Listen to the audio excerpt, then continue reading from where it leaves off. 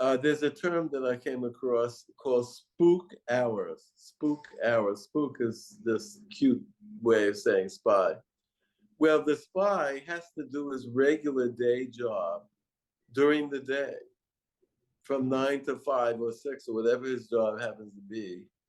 And then their spy type work is going to be done after hours, spook hours. So in other words, they don't have an 8 hour workday. They have many hours of a workday.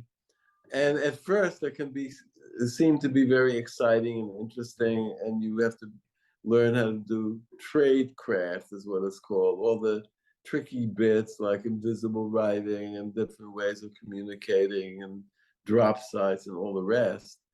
So that's fun for a while. And then doing SDR, surveillance detection route, where if you're going to meet somebody or find a drop site, you have to be sure you're not followed and spend 2 hours or more walking through a city and going into subways and going through stores and going on, always checking to see, are you being followed? The first several times you do that, that's a fun thing. It's like a kid again playing a game. But what about the 40th time? And it's snowing and it's cold outside, etc. So, I mean, all of this stuff is very wearing. But the worst thing of all, the worst of all, separate from all of that, is contained in one single word: uncertainty. Uncertainty.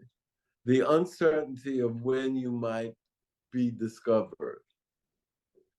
And no spy is free of this worry, because as good as their tradecraft can be, they all know that that doesn't mean a whole lot after all.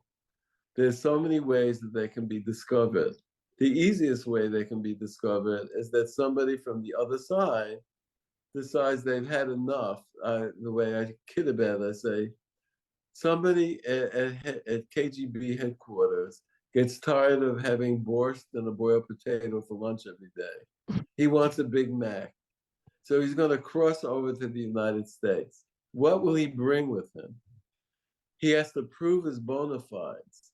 And how does he do that?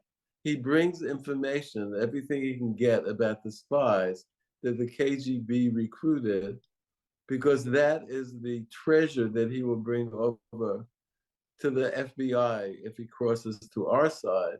And that will get him, money and a new place to live, and he'll become an American.